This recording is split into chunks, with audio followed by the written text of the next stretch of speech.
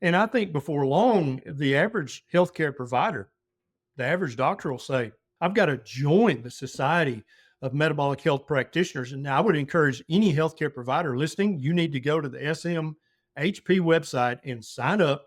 Half of what we learn in medical school will be proven to be wrong by the time we finish our career. We just don't know which half. It's really our mission as physicians should be to figure out which half of what we learned was wrong. But I'd say before you start talking about it and teaching it, you got to do it yourself. You got to be the number one, the N of one experiment. You got to do it yourself. The thing is that, yeah, doctors aren't really taught much nutrition. And thank God for that. Because if they were, they'd be taught all the wrong garbage. They would be taught low fat, high carb, high processed food diet. Great. Just the only thing that's bad on earth is meat and fat. They just require understanding which foods are working for people and which foods are working against people. And the information is so upside down and backward from what we are taught that even just learning that piece is going to be very helpful to most of your patients. I have yet to come across a diagnostic issue, a mental health condition that hasn't improved using these strategies. Let's say, for instance, a medical professional, they believe that nutrition is one of the pillars of human health, and they agree with your philosophy that animal-based or carnivore diet, keto, carnivore, that space is where they want to be. They want to help their patients and realign with what they originally signed up for, things like the Hippocratic Oath, but their hands are tied and they really can't do much in their practice or whatever facility that they're working for. Do you have any advice for that person on how they can make change with where they are? Yeah, I mean, it's tough. I mean, I can tell you as an orthopedic surgeon, it is really, really tough to practice lifestyle medicine. I mean, when you're expected to see 50 patients a day, you don't have 20 minutes to have a conversation about nutrition. You don't even have 10 minutes to even talk to the patient in many cases. So it depends on the specialty. I mean, some specialties, like a new patient, primary care physician, they might have 30 minutes when they meet somebody. Maybe some might even be as lucky to get an hour occasionally. But generally, most professions, particularly employed physicians that are part of a corporation where they literally are sitting there counting how many visits you see a day and saying, hey, you need to see more patients. You need to see more patients. They're always telling you, we need to produce, you need to produce more. That's how you're getting paid. You're getting produced on this, relative value unit, where it's like, how much is my time worth? And how much do I get paid for? So, in order for you to justify your salary, you need to see X number of patients a week, right? So in those systems, it's challenging. If you have your own practice, which is becoming less and less common, I think we're down to like less than a quarter of the physicians now are in private practice. I think 75% are now employed by corporate medicine.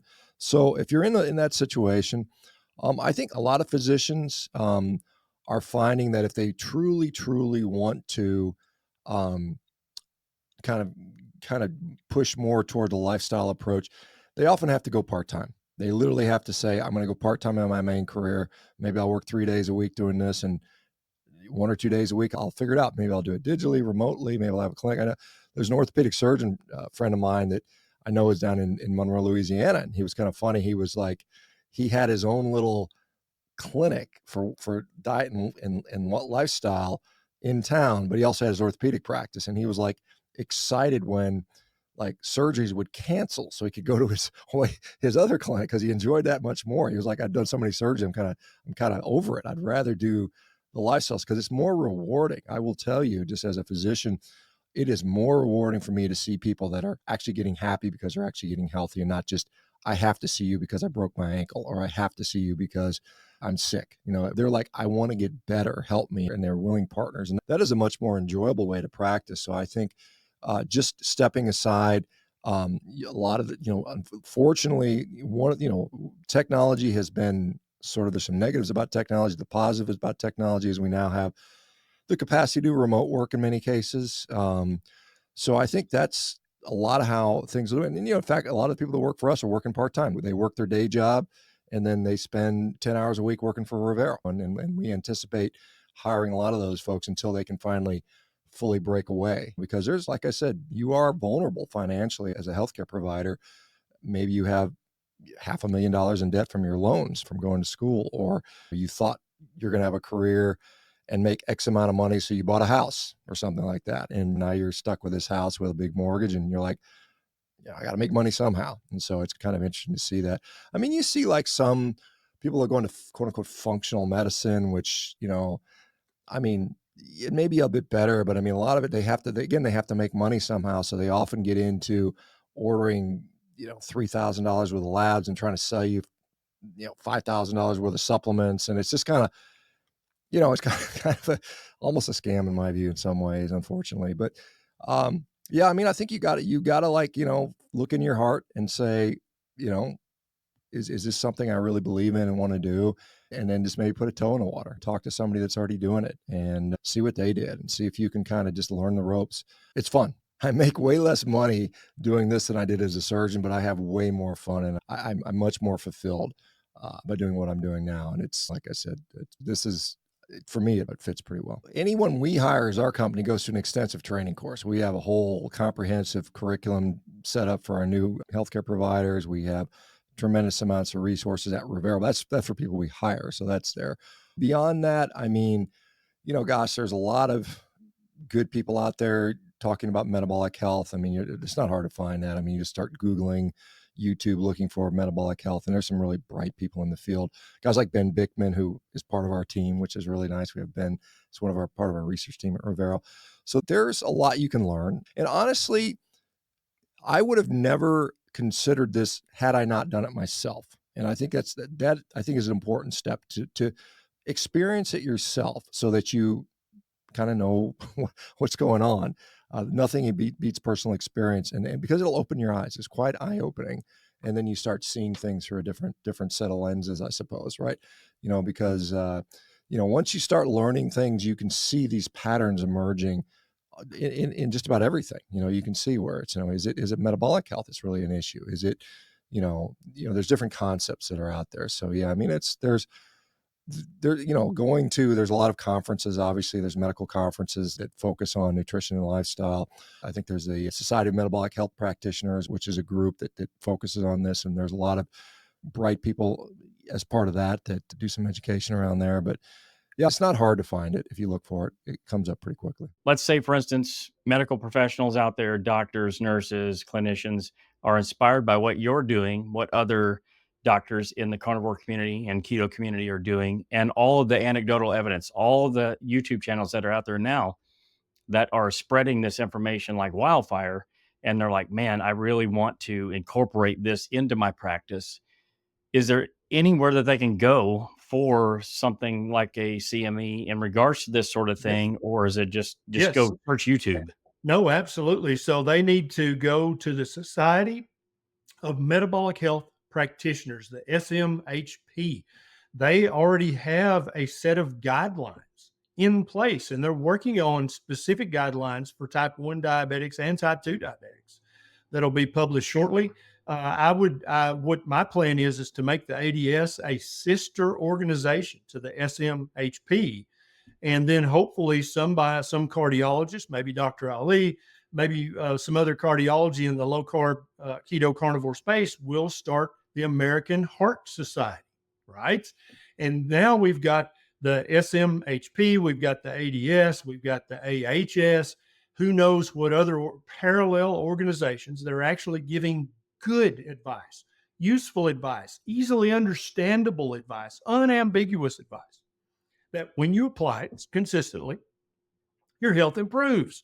And I think before long, the average healthcare provider, the average doctor will say, I've got to join the Society of Metabolic Health Practitioners. And now I would encourage any healthcare provider listening, you need to go to the SMHP website and sign up. You can get a copy of their standard of care. They actually have a standard of care, so you don't have to follow the ADA anymore.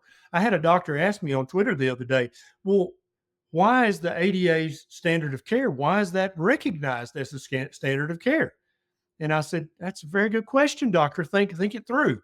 It's just consensus. There's no federal law that says that the ADA recommendations are the standard of care. It's just what we've always done. Interesting. There's no law that says that if the ADS comes up with their own standard of care, their own guidelines, that can't be followed by any healthcare provider. And in fact, that's what we already see with the SMHP. People are already starting to follow their guidelines, dietitians and other healthcare providers.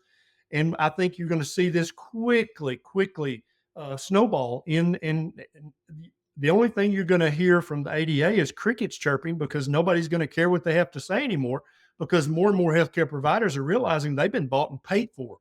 They may say that they're trying to stomp out diabetes, but it becomes very obvious when you really look into the ADA. That's not really, that might be their stated goal.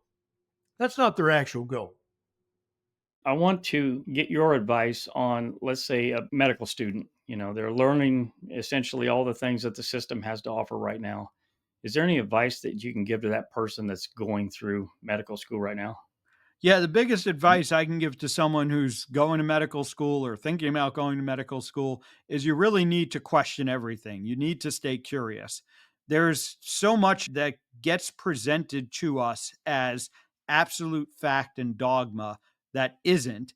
And your job as a medical student, as a young clinician, is to figure out which ones that is. And this took me a long time. It's ironic. I think back to how many times I heard during medical school, and almost every physician and medical student will have heard this, that half of what we learn in medical school will be proven to be wrong by the time we finish our career. We just don't know which half. And we hear that all the time.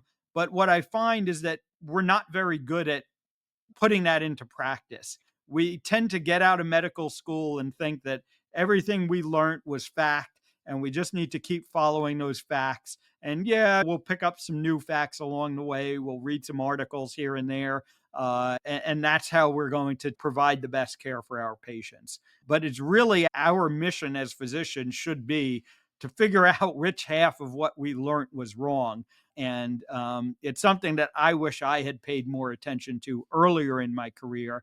It took my own health challenge and health journey to really open my eyes to this. But once you see it, you can't unsee it.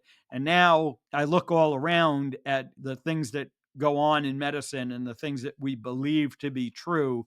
And I just see more and more examples of things that aren't quite true that we were led to believe that they are. That's great advice. Question everything. I try to do that with absolutely everything except for my wife.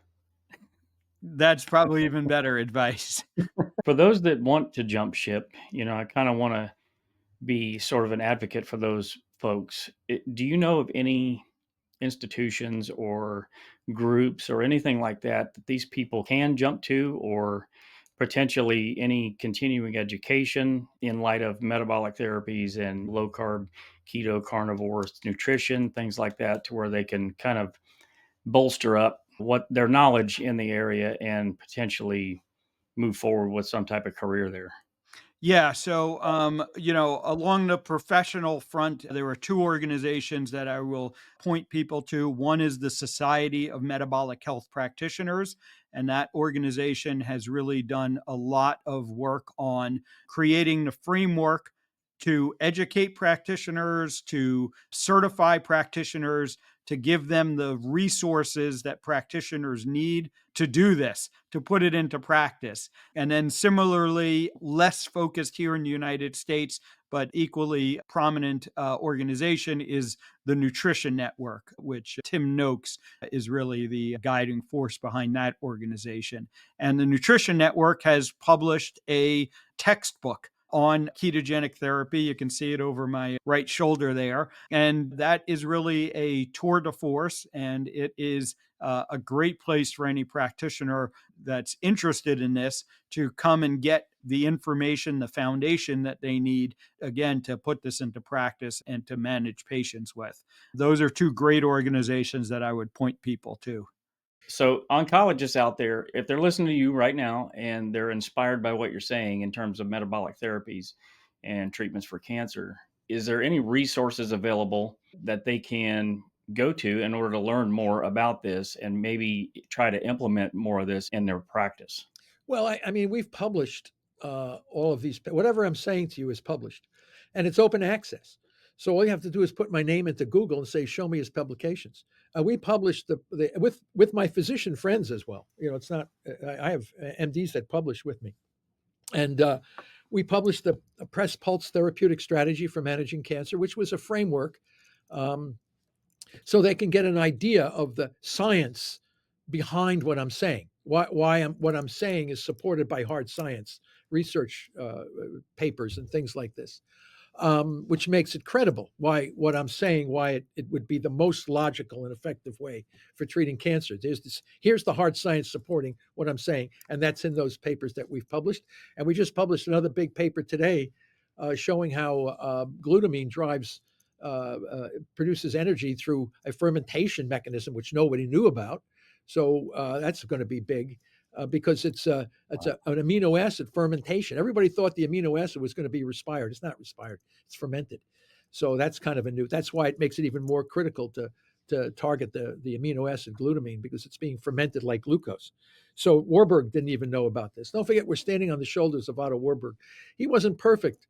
And we've actually defined where he made some of his mistakes and what led to a lot of confusion, why everybody ran off chasing genes instead of considering moving forward with the metabolism approach to managing cancer. But yeah, so our papers are out there, and the treatment protocol that we're working on now is actually a hands-on how-to manual that embodies the publications that we have out there that are more for the scientists or the clinician that really wants to see the science behind what we're saying. So we continue to publish these papers. And yes, the field is publishing opposite stories, not against us, but continuing to push against with gene therapies and immunotherapies and all that kind of stuff, which is based on the incorrect theory. So if you have a theory, and the theories are what drive science forward, if the theory that you're working under is correct, advances will be seen on a relative continual basis. If the theory under which you're working on is incorrect, you're not expected to see any major advances in the field. The reason why we have no major advances in cancer, and it's getting worse year by year, is because the theory supported by the National Cancer Institute, National Institutes of Health, is incorrect. It's the wrong theory, and you're not going to get the kind of outcome that we would expect if you were working on the correct theory that cancer is a mitochondrial metabolic disease, and the gene mutations are downstream epiphenomenon of the damage to the organelle that produces energy through oxidative phosphorylation, which is the mitochondria. So once you understand the links between one part of the cell and another, and all cancers are basically the same, they're all fermenters. So they make it out like all these cancers are different from each other. No, they're not. We've looked at this. They're all fermenters. So that means brain, colon, breast, bladder, they're all fermenters. They can't live without glucose and glutamine, period. They can't burn fatty acids and ketone bodies, period. We're publishing papers like this one after another. And yet the field blindlessly powers on with massive genomic sequencing, big data, volcano plots, heat maps, and all this kind of crazy stuff. And you see, it's just unbelievable. So yeah, it's a tragedy. I don't know, man. It's like everybody's like under the same. They're mesmerized. Their brains are. Oh man, I feel you. Yeah, So- well, I mean, and God forbid anybody wants to prove me wrong, because they're going to find out that I'm basically right, and God forbid the change that's going to happen. For healthcare professionals out there, doctors, nurses, practitioners that see this dietary approach and philosophy on nutrition and improving one's well-being, they want to integrate that with their clientele or their patients. Are there any resources out there available where they can maybe dive deeper into that in terms of certification or continuing education courses? Well, I think there are a lot of resources out there. I mean, the internet is humongous, and YouTube, Facebook, Instagram, TikTok, and books on this have been around for a long time, and many people. So I dug deep into the resources right on the internet. I mean, that's how I met so many of my carnivore friends, because we're all teaching together, and I inspire everyone that does it themselves and feels the value of keto carnivore and I mostly focus on carnivore, but keto is a way to invite people to the table to touch and put their toes inside the water, and it's not going to kill you. But I'd say before you start talking about it and teaching it, you got to do it yourself. You got to be the number one, the N of one experiment. You got to do it yourself. And again, it's gonna be hard. Your body's gonna fight you. And once you do that, then I think you could start talking about it to your colleagues, start talking about to our clients, our patients. But this is the sad part of medicine is that people will go and get a surgery for a medical condition or a treatment, and then they're fed the food that actually makes them sick, and so it's just a downward spiral to the deathbed, unfortunately. But I think that places like Ken Berry, Sean Baker, Anthony Chafee, my website, we have a lot of resources, but then we have links to many other people that have done this, and they have links to other people that have done this, and that's where this is kind of spreading like wildfire, which is critical. And you could start at keto, because keto, and people need to understand, keto, paleo, keto, carnivore are high fat diets, medium protein, low to no carbohydrates. Plants make carbohydrates. Animals do not make any significant carbohydrates, unfortunately. And so this is kind of the crazy concept. So you can get better on keto and paleo, high fat, and eating less frequently. So I think fasting is that other thing that's really helpful for anyone that wants to get into this figure it out, and cook the carbohydrates well to kill the microbes and simplify the sugars, because complex carbohydrates are not good for us. The simple sugars in small amounts with fat and a little protein and minimize the sugars are less toxic and harmful for you than a 3 to 6 plant-based low-fat diets a day.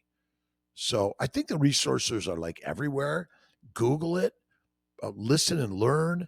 And this isn't really, it's so easy. That's the beauty of, to me, carnivore is the easy one. For me, it's bacon, eggs, butter, beef, and salt. If you want to go to simply fatty meat, salt, water, I think that is so amazing to do, that, like, if you got a pulse and you can fog up a mirror, you can do anything. All human beings have the same structural DNA. They've been brainwashed differently.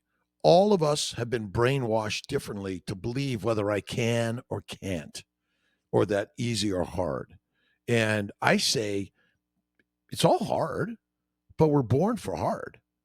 And the more you do hard, the more you realize, oh my God, that was easy. I especially love that you mentioned your own website, because I personally have found a lot of value in that. That's probably one of the top website resources that I've seen. It's just a lot of tremendous content, goes very in depth, and I definitely appreciate you for taking the time to really put together a valuable resource for everybody. Well, I thank you so much for saying that, because my team helps me put this all together. I love talking about it. I love learning from all of our colleagues in this business. But, we go into medicine. We go into medicine to help people heal. Sad to see that maybe the primary focus is on money, and we need profits in order to continue our businesses. I agree with that completely, and I think that maybe the profit drive has been too great, unfortunately. But the more people that share their stories, and again, you don't have to have an MD, PhD, RN, or nutritional degree at all. I'm not one that says you need to get a certificate. I mean, certificates are basically saying, well, you can do this, but you can't. Oh, you didn't see a certified practitioner. Sorry. I mean, it's all, everything you want to be anything in the universe is online, or the library. And now the libraries and online is accessible to everyone. Remember, at one time, you could only be in the elite to have access. And the Bible was only written in a language that 99% of us couldn't read. Access is open for everyone. And if you think it isn't, think it is, and go out there and get it. and that's the amazing change we're seeing, I think, in this. And let me just say something about this carnivore world. This is the most amazing family community I've ever seen in the world, because in general, it's open to all concepts and ideas. They listen and learn, and we invite vegan, vegetarians, Mediterraneans, pescatarians in and sit at the table together. We're not chastising anyone at all. And modern medicine, unfortunately, in the publication of our studies, is kind of like, you're right, you're wrong, and we're not open to like, I haven't thought about that. That's very interesting. We're not open. You got to open up. Yeah, I love the fact that you share a message of hope that we can kind of turn the ship around that's already moving down the lane and start nudging it in the right direction instead of abandoning ship and trying to go with something else, at least at this point. So for those medical professionals, clinicians, practitioners, from my understanding is most of them, the majority of them, do not receive education in nutrition. And if they do, it's very, very minimal. So if they want to make a change within the healthcare system currently, are there resources for them to go to besides your awesome YouTube channel and Patreon group that they can learn these things, maybe even some kind of credential course or anything? Well, the thing is that, doctors aren't really taught much nutrition, and thank God for that, because if they were, they'd be taught all the wrong garbage. They would be taught, low fat, high carb, high processed food diet. Great. Just the only thing that's bad on earth is meat and fat. I mean, and that's the thing that we really need to undo. And so if and I mean, that's the dogma. And so, doctors already go in thinking, oh, you have to avoid fat. Oh, got to avoid cholesterol. Oh gosh. No one taught you that in medical school. There was, most of us get taught the Framingham study, or not the whole thing, just the snapshot of one outcome, which was reported by the AHA, the American Heart Association, 2 years after this was published, as higher total cholesterol was associated with higher cardiovascular disease mortality rates, which is untrue. The actual Framingham study showed the opposite. It showed that as you lowered total cholesterol, cardiovascular disease mortality rates increased. So that was misrepresented by the AHA 2 years later, because they were paid to misrepresent it by the sugar companies. And just as they were paid by Procter and Gamble to lie and say that Crisco, which was invented by the Germans as a machine lubricant in their submarines and tanks during World War I, it was invented in 1911, bought by Procter and Gamble, and then Procter & Gamble paid the American Heart Association $20 million in today's valuation to lie and say that it was better for your heart than animal fat, such as butter and lard. So, I mean, these are all frauds. This is just complete and utter fraud. So, we go in thinking, oh, yes, well, that's what it is. And, and that's basically all the nutrition I got, I mean, you go through some biochemistry and things like that. But, and that's really what nutrition is, looking at the biochemistry, how do these nutrients and molecules work in your body. And, but that's pretty much it, which I think is great, because at least we don't have to like decondition and de-brainwash the entire sect of doctors. Nutritionists are coming around to this. A lot of them are, but it's that is what they are conditioned to think, is that whole food plant-based diets are the bee's knees, and even a processed plant food diet is still pretty good, and that seed oils are awesome. They're not to be disparaged, and sugar and processed or artificial sweeteners and all that sort of stuff are just fine. So all that's nonsense. Why would machine oil lubricant that didn't exist before the 20th century, why would that be essential to our health if it didn't even exist throughout our entire biological past? Doesn't make any sense. And so thankfully we don't have to undo all that brainwashing that has gone into doctors. So if doctors do want to look into this, I mean, you just do what I did. You just start asking questions and start looking around on PubMed and Google Scholar and Cochrane and all the other databases.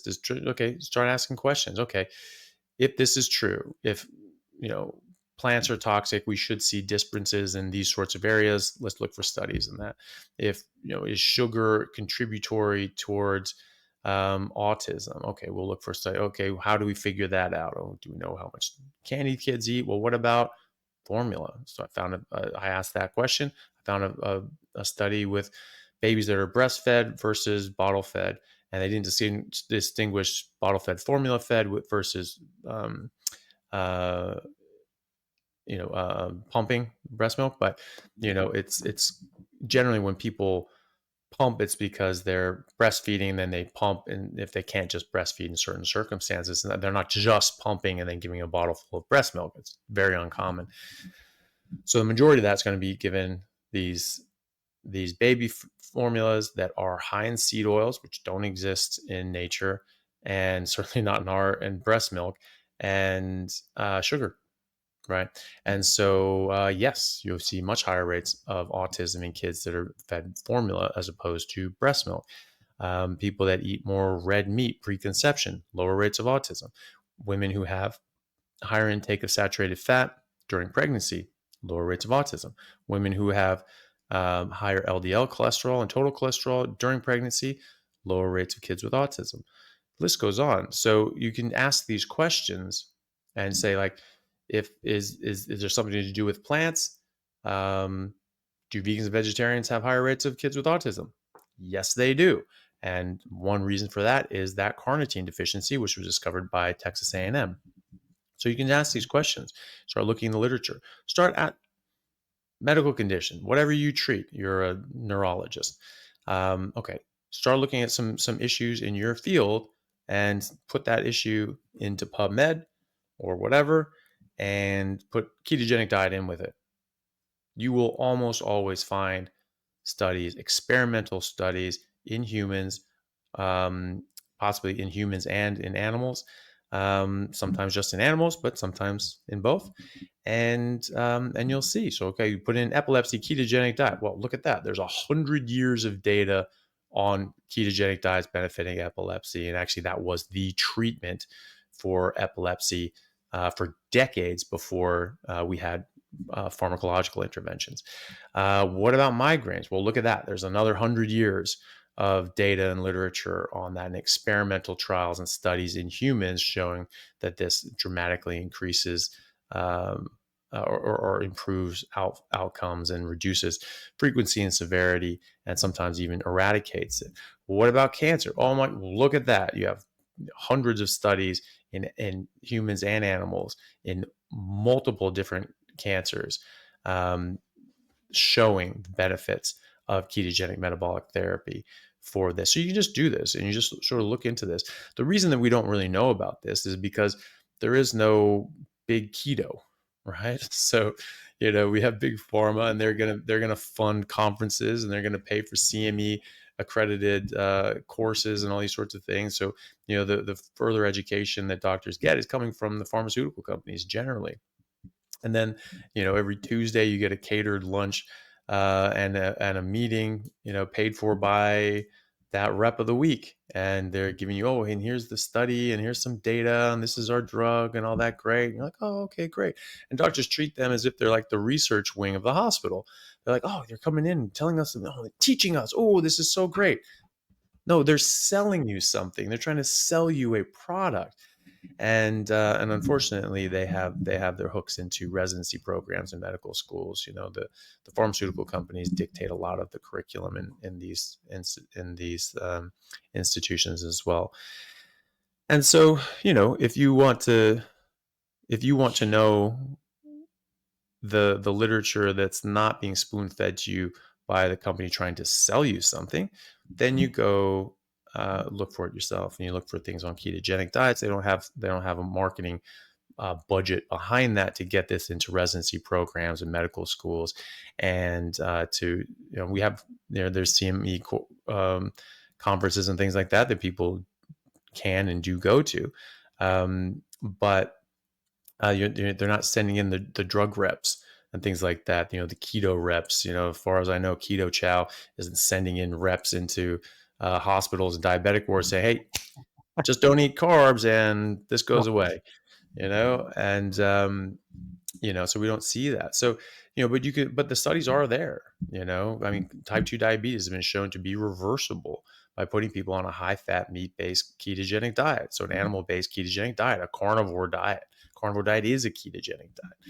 Any and every study on ketogenic diets is applicable to a ketogenic carnivore diet.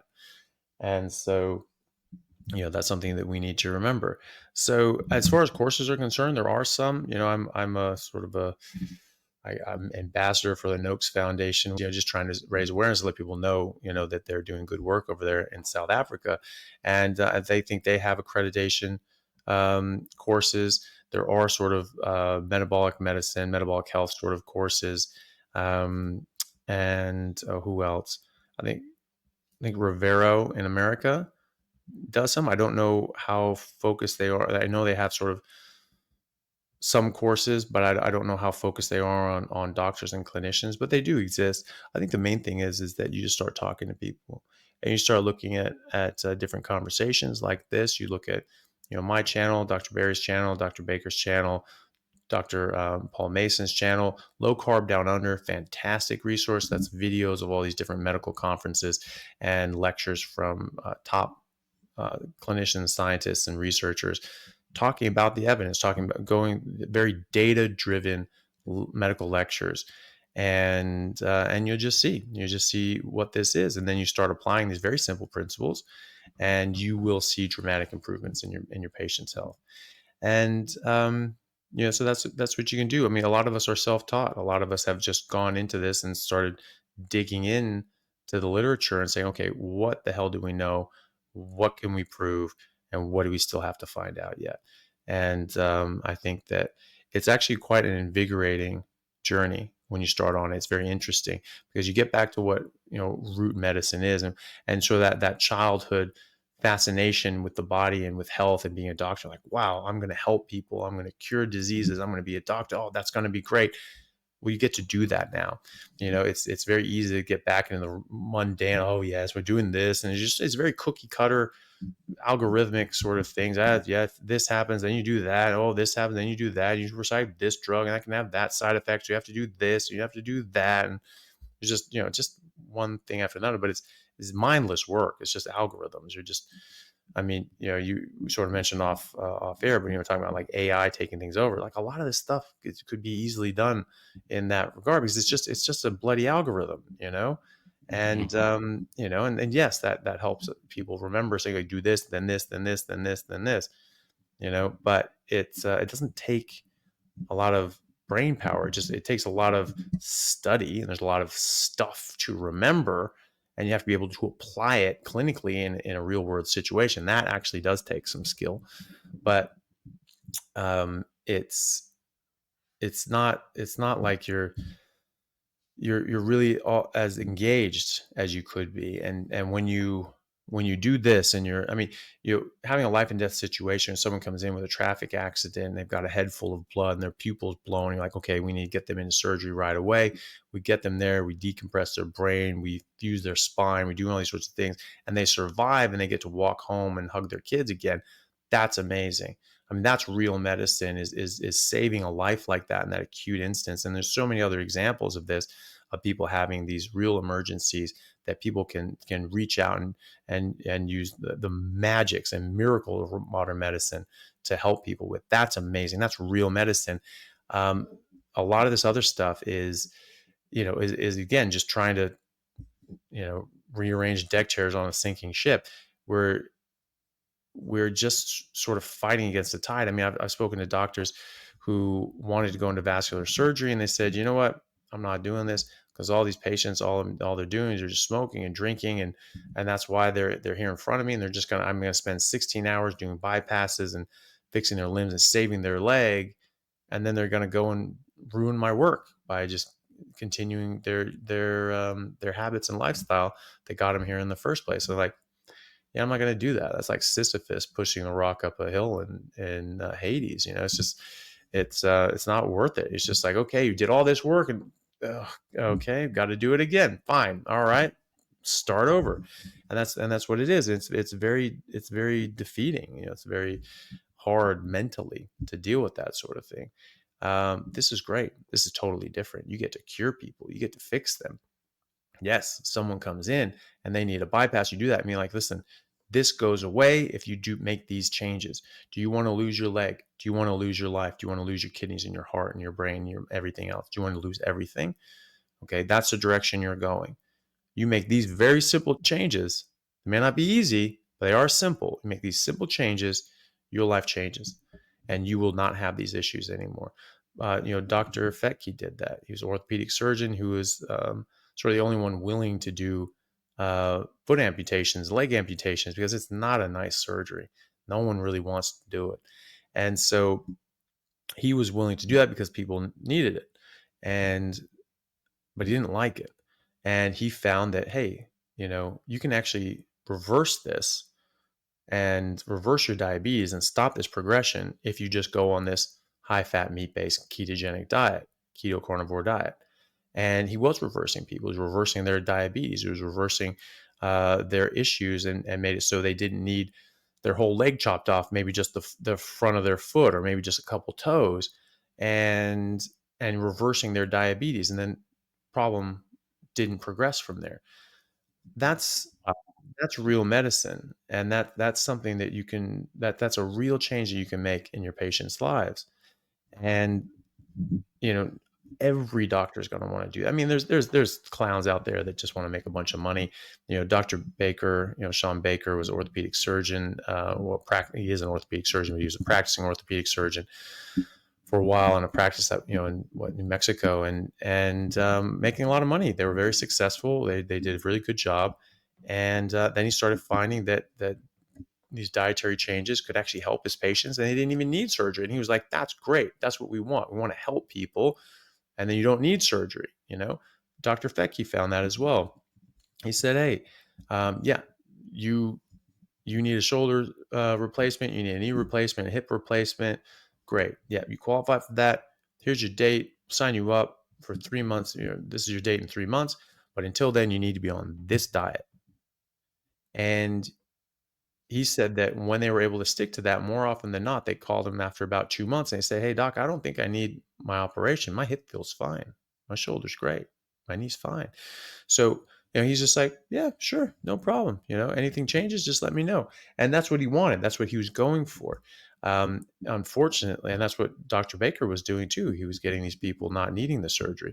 Unfortunately, that pissed off his medical group because he wasn't bringing in all the money. They were like, "Look, we don't want, the $400 consultation. We want the $40,000, surgery. That's what we want." And so they sort of routed him out of there under very, very, very unscrupulous, in a very unscrupulous fashion. But so that's going to piss off people. But those guys were absolute clowns for doing that. Those weren't real doctors. Those weren't real healers. Those weren't people that actually cared about humanity. Those were people that cared about their pocketbook. They were doing this as a business. And that, I think, is we talked about the problem with healthcare. Healthcare, it is a business in that regard, but it should not be run by businessmen, if you understand what I mean. You have these bureaucracies and administrative staff that are just trying to make profit. And what that mean? That means procedure. That means people need to be sick and coming in and getting things done to them. That is a flawed system. And we get back to, doctors running their own practice and getting paid for everything they do, and not having most of it going to a bureaucracy or admin staff and executive staff that get the majority of the profits, and the doctors just become hourly employees. When doctors own their own practice, they could say, like, I have my own practice right now. I charge privately. It's out of pocket for people. And guess what? I don't have 10 minutes to spend with people. I spend 45 minutes, an hour and a half sometimes with people. And we really get down to the deep down root issue that is addressing, that they're facing and they're addressing, and we can actually help people and get them better. And then eventually, turn them loose and, check on them once a year and, be like, yeah, doing well. Great. See ya. Good to see you. Glad to hear the kids are well. I mean, that's it, And so, but that's not something you can do when you're in one of these faceless, monster hospitals, which are, serve a very valid purpose, but they're run in a way that is not serving the patient or the doctors or the people that work there. So, that can certainly change as well. But again, if we're not, if we just have this massive monster burden of disease, that feeds right into that. They're happy with all these people being sick. And so, because that just makes more money for them.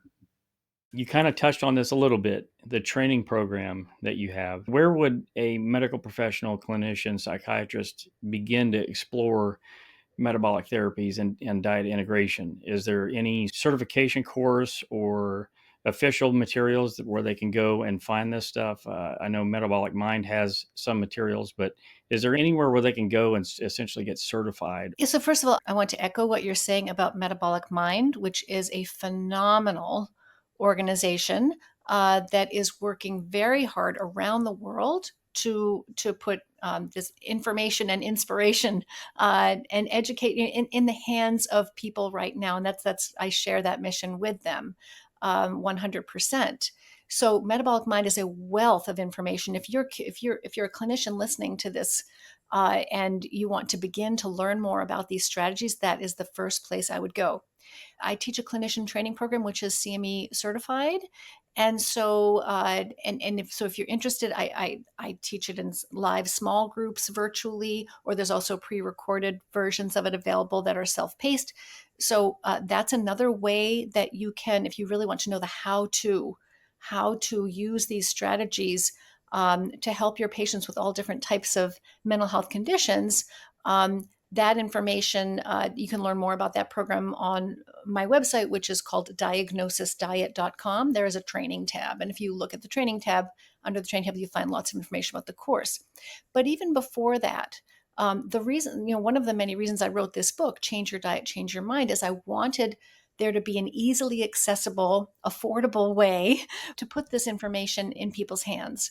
And so the book is written to kind of re-educate people about nutrition and nutrition science, and also how to use specialized diets to treat mental health conditions. And these, we talk about Mediterranean diets, we talk about whole foods diets, we talk about paleo diets, ketogenic diets, which are uniquely healing for the brain, and even carnivore diets, which have healing properties that can go beyond even a standard ketogenic diet.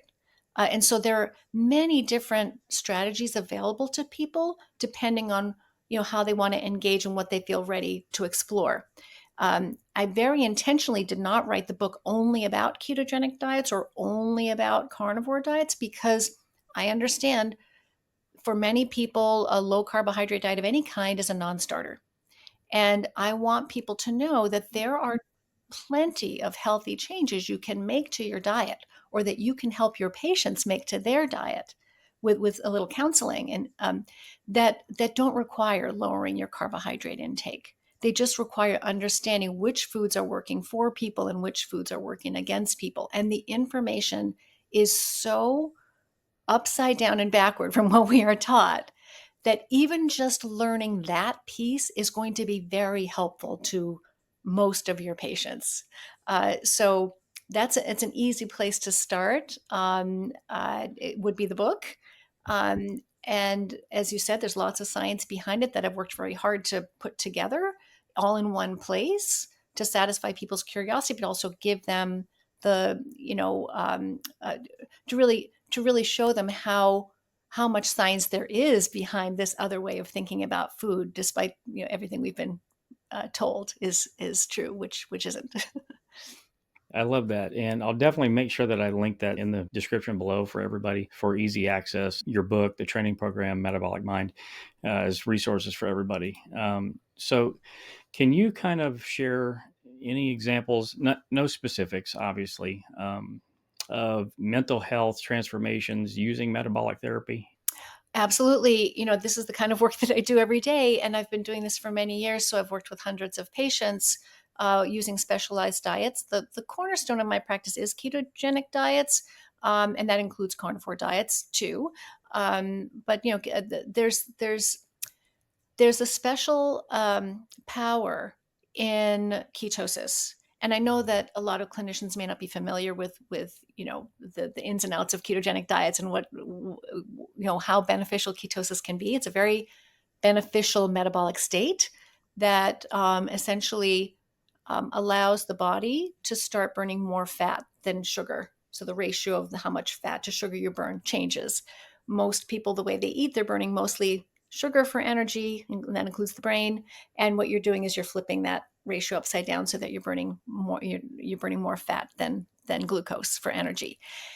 When you do that, and the way to do that is to lower your insulin levels. Essentially, what the book is showing you how to do is help your patients or help yourself lead a lower insulin lifestyle.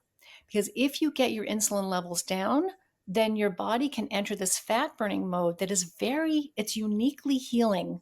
It's a uniquely healing state. And it allows people to experience, after a few days or weeks of adjustment, because it takes a while for your cells to shift gears, really a different state of mind. And if people haven't experienced it, it's well worth having that experience so they can see what's possible for them. So I use these ketogenic diets and other types of specialized diets in my practice every day with all kinds of adults with all different kinds of conditions, everything like we were talking about, from attention deficit disorder all the way to Alzheimer's disease and everything in between. And I have yet to come across a diagnostic issue, a mental health condition that hasn't improved using these strategies. And it's because these strategies improve total brain health. They nourish, protect, and energize the brain, the whole brain. And so it really doesn't matter what the diagnosis is. These principles apply to everybody. So I've had people, and I've included some case examples in the book, some case histories in the book. And there are some I haven't included in the book because other people didn't feel comfortable with me sharing them publicly, or because the cases are more complicated or less straightforward and didn't lend themselves easily to storytelling in the book.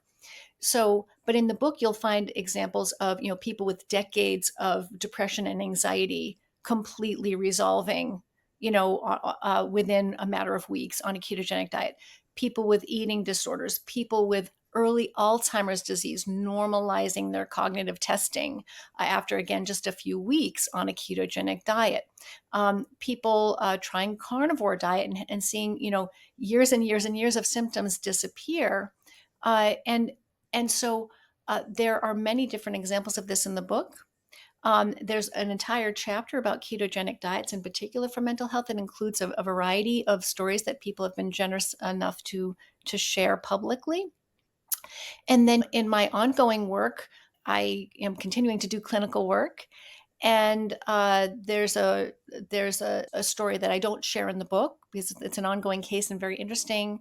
And the reason I'm going to tell you just a little bit about this case is because it's going to sound impossible. The kinds of things that I experience in my work on a regular basis are going to sound to most of my fellow clinicians, it's going to sound impossible because we are not taught to expect remission. We are not taught to expect complete recovery from some of these conditions.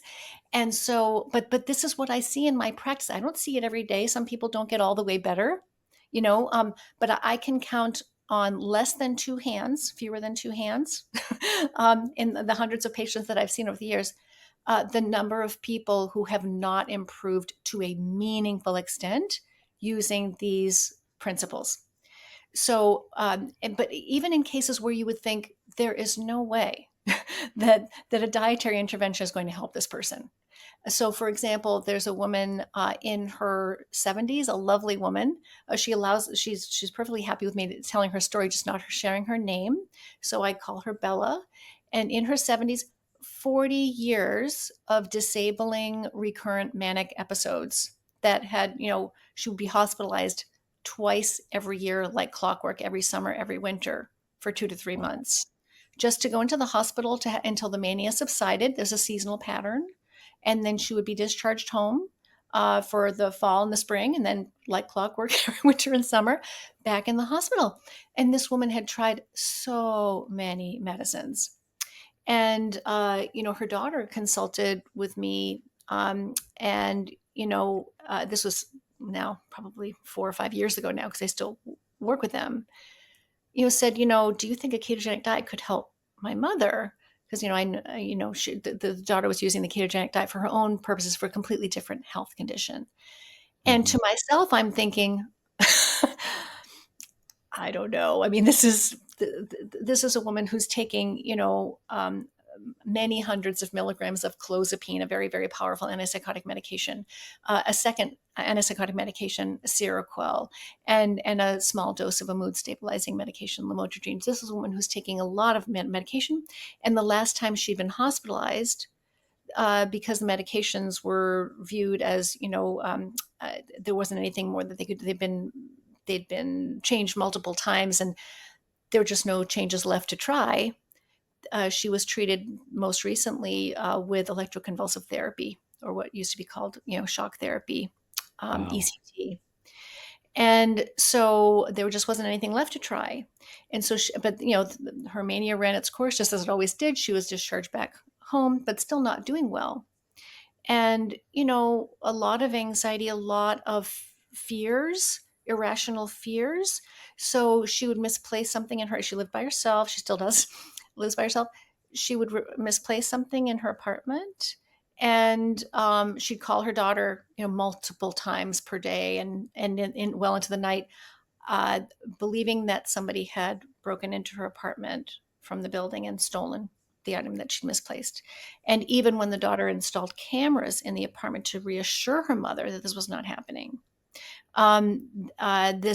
she was not consolable. She couldn't be reassured or convinced. And so this is a case where, 40 plus years of disabling mental health condition, I really wasn't sure if, how much hope there was. But I always say to everybody, we don't know what's possible for you unless we try. We really don't know. So let's try. And this woman, Bella, was really excited to try the diet.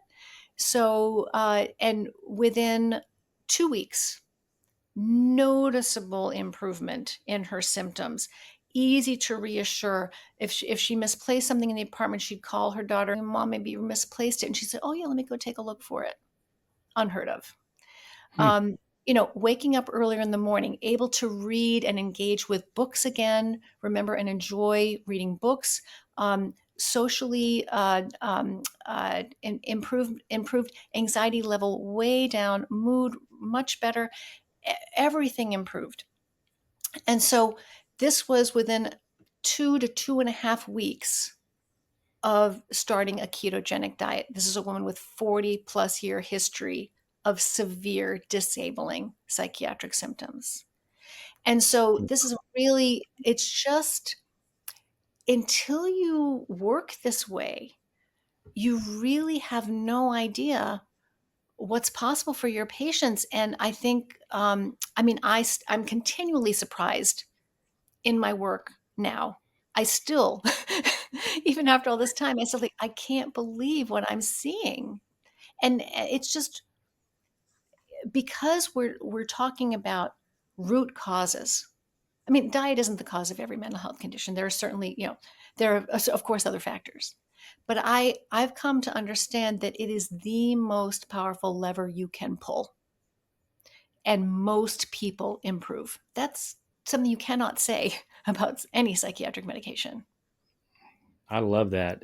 I'm so happy for her. I mean, I can't even imagine the relief that she's had after decades and decades of mental health issues. I mean, that has to be such a massive relief for her.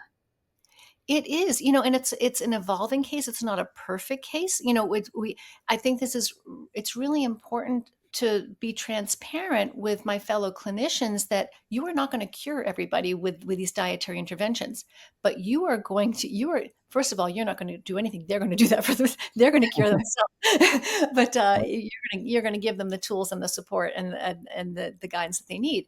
But you will see, I can guarantee it, you will see complete recoveries in your practice, even in patients who have been ill for years or even decades and had lost hope. You will see this in your practice. I guarantee it. And so why wouldn't you, want to, explore these the research in this area is exploding. We've got so much more science now, clinical evidence than we had even a few years ago about these interventions. So you can start to feel more comfortable that the clinical science is bearing out what we've been seeing in our clinical practices now. The handful of us who've been doing this for a while, you don't need to feel like you're going out on a limb. This is really the science behind ketogenic diets for brain health is over 100 years old now. So we know more about ketogenic diets and the brain than we do about any psychiatric medication. If you are a healthcare professional and want to incorporate a low or zero carb nutritional strategy for optimal metabolic health in your patients, please visit the links in the description below.